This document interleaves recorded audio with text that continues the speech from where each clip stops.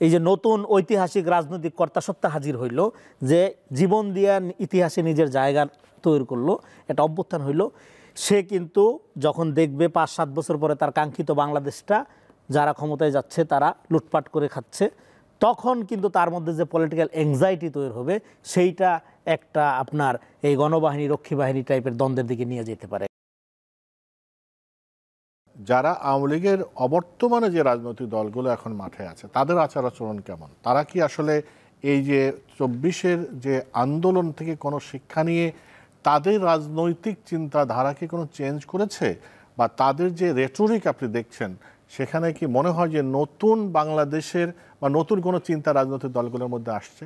দেখেন, এটা এখনই বলা কষ্টদায়ক, তবে মনে হচ্ছে যে পরিবর্তন রাজনৈতিক দলগুলোর মধ্যে আসছে।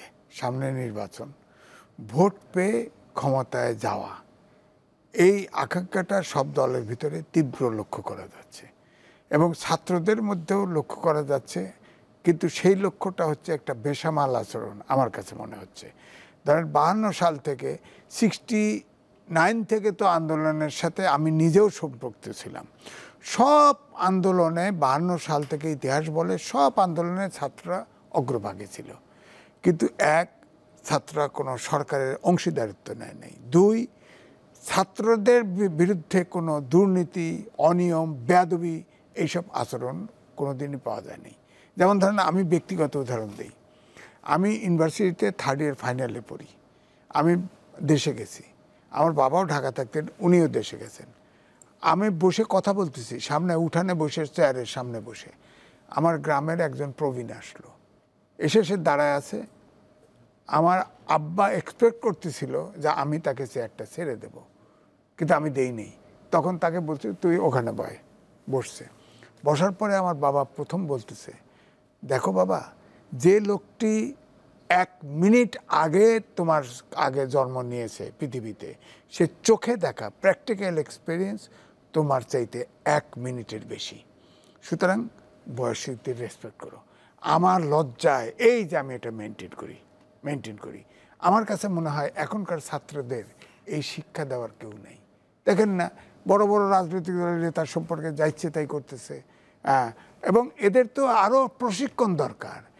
উপদেষ্টা কি করে আপনি বলেন তো? এই দেশের উদাহরণ আছে, একজন ছাত্র উপদেষ্টা প্রাইভেট হেলিকপ্টার ভাড়া করে 6 দিনে 18টা উপজেলা যায়, বলেন।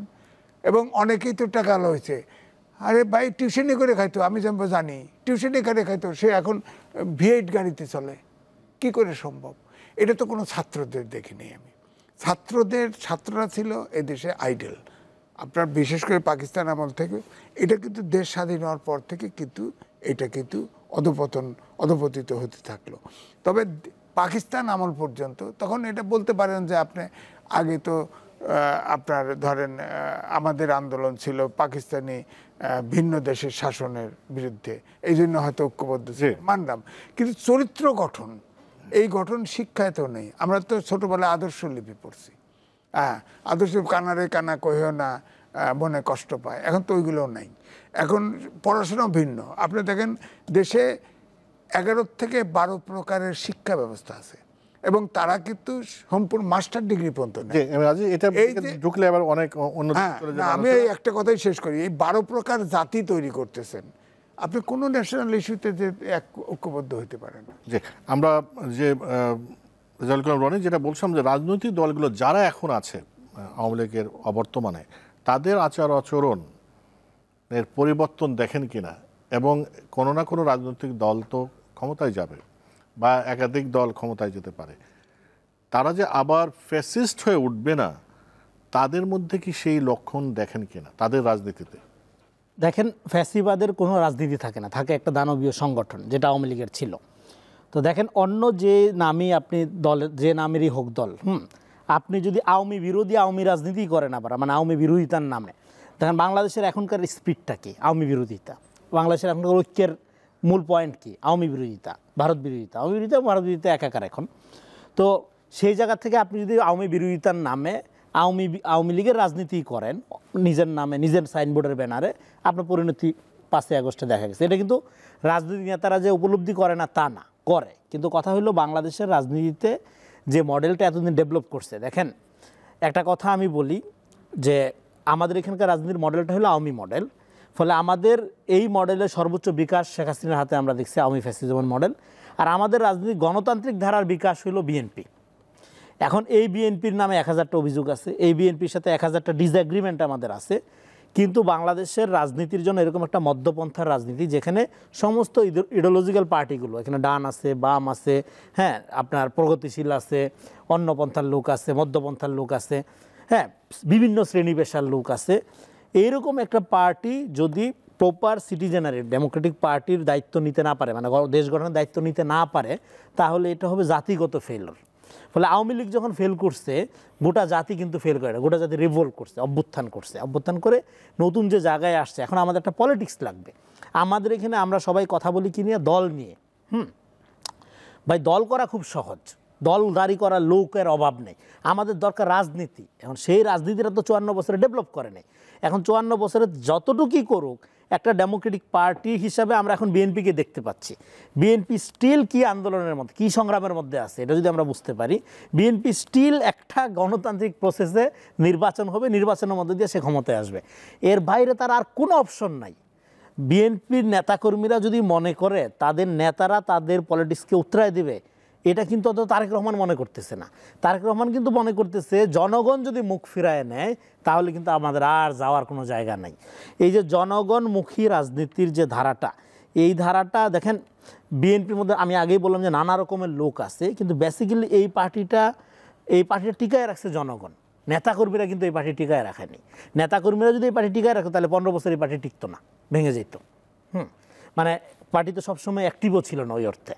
তাহলে এই যে জনগণ টিকায় রাখলো, এই জনগণটি এইটার মূল্যটা আপনার আগামী দিনের পলিটিক্যাল পার্টিগুলোকে দিতে পারতে হবে। এটা গেলো 1 নাম্বার। 2 নাম্বার হলো ধরেন এখন আপনি অনলাইনে আপনার এক ধরনের অ্যাক্টিভিটি লক্ষ্য করা যাচ্ছে। বিএনপি কত খারাপ, কে টেম্পো স্ট্যান্ড দখল করে, কে সচিবালয় দখল করে, হ্যাঁ কে কত দখল করতে পারে, সেই প্রতিযোগিতা শুরু হয়েছে। অথচ অভ্যুত্থানের স্পিড ছিল কি? আপনি 15 বছরের একটা ফ্যাসিবাদী শাসনের কারণে নিজের বিকাশ ঘটাইতে পারেন নাই। তাহলে এটার অবসানের পরে আপনি নিজের বিকাশ ঘটানোর একটা রাজনীতি শুরু করবেন। আপনি শুভ কাজের প্রতিযোগিতা করবেন, কে জনগণকে কত ভালো আপনার রাজনীতি প্রপোজ করতে পারে, সেই প্রতিযোগিতা শুরু করবেন। তা না করে এখনও চরিত্র হননের রাজনীতি করছেন, এবং আপনার চরিত্র হননের রাজনীতি এখানে আওয়ামী লীগ এবং ভারতের জন্য দরজা প্রশস্ত করে দিচ্ছে। ফলে আপনাদের রাজনৈতিক প্রজ্ঞার দিক থেকে আমি মনে করব যে আপনারা অভ্যুত্থানটাকে মিসরিড করতেছেন। এখন অভ্যুত্থানটা মিসরিড করলে সমস্যা কি হবে? এই অভ্যুত্থান যদি কোনো রাজনৈতিক দল ধারণ না করে, ছাত্র নেতৃত্ব যদি ধারণ না করে, কিন্তু এই যে জেনজি, যে ফিলেন্থ্রপিক আমি যেটাকে বলি, আপনার এই যে নতুন ঐতিহাসিক রাজনৈতিক কর্তাসত্তা হাজির হইল, যে জীবন দিয়া ইতিহাসে নিজের জায়গা তৈরি করলো, এটা অভ্যুত্থান হইল। সে কিন্তু যখন দেখবে 5-7 বছর পরে তার কাঙ্ক্ষিত বাংলাদেশটা যারা ক্ষমতায় যাচ্ছে তারা লুটপাট করে খাচ্ছে, তখন কিন্তু তার মধ্যে যে পলিটিক্যাল অ্যাংজাইটি তৈরি হবে, সেইটা একটা আপনার এই গণবাহিনী রক্ষী বাহিনী টাইপের দ্বন্দ্বের দিকে নিয়ে যেতে পারে। কারণ এই জেনজি 10-15 বছর পরে পূর্ণাঙ্গ যুবক হবে, এবং এই একটা অভ্যুত্থান 1000 বই পড়ার চেয়ে অনেক বেশি রাজনৈতিকভাবে মানুষকে প্রাজ্ঞ করে। ফলে যারা এই অভ্যুত্থানের মধ্য দিয়ে একটা পলিটিক্যাল কনসাসনেস অর্জন করছে, তাদের সংখ্যাটা বিপুল, সংখ্যাটা হিউজ, তাদের মনোজাগতিক আকাঙ্ক্ষাকে আন্ডারমাইন করে আগামী দিনে বাংলাদেশের রাজনীতি হবে না।